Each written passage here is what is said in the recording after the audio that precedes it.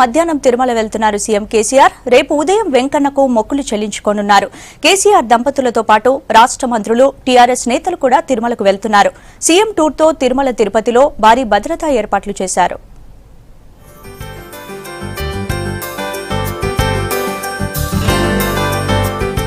ముఖ్యమంత్రి కేసీఆర్ ఇవాళ ఏపీ తిరుమల వెళ్తున్నారు. సాయంత్రం 4 గంటలకు కుటుంబ సభ్యులతో కలిసి ప్రత్యేక విమానంలో బేగంపేట నుంచి బయలుదేరనున్నారు.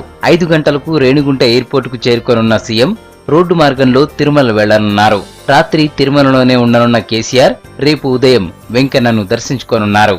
సీఎంతో పాటు మంత్రులు కేటీఆర్, హరీష్ రావు, ఐకేఆర్, పద్మారావులు తిరుమల వెళుతున్నారు.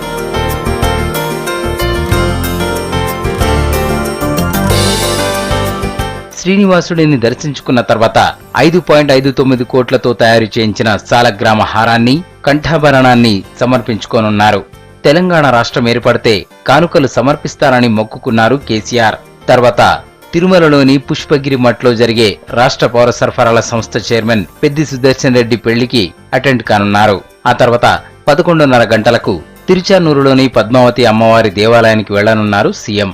అక్కడ అమ్మవారిని దర్శించుకొని బంగారు ముక్కు పుడక సమర్పించుకోనున్నారు. 12:05 రేణిగుంట విమానాశ్రయానికి చేరుకోనున్న సీఎం ప్రత్యేక విమానంలో బయలుదేరి మధ్యాహ్నం 1:30 హైదరాబాద్ కు చేరుకుంటారు.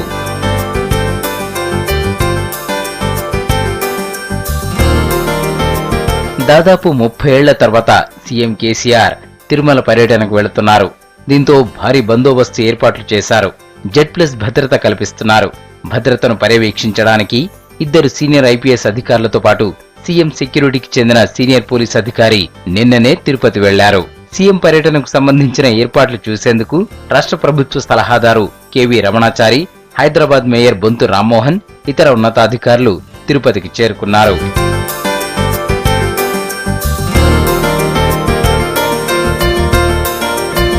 రాష్ట్ర ఆవిర్భావం కోసం ఉద్యమ టైంలో మొక్కుల భాగంగా ప్రభుత్వం తరపున సీఎం కేసీఆర్ వెంకన్నకు ఆభరణాలు చేయించారు. ఇప్పటికే వరంగల్లోని భద్రకాళి అమ్మవారికి 3.6 కోట్లతో 11 కిలోల బంగారు కిరీటాన్ని సమర్పించారు. ఇక శివరాత్రి రోజు కురవి వీరభద్రస్వామికి బంగారు మీసాలు సమర్పించి మొక్కు తీర్చుకుంటారు.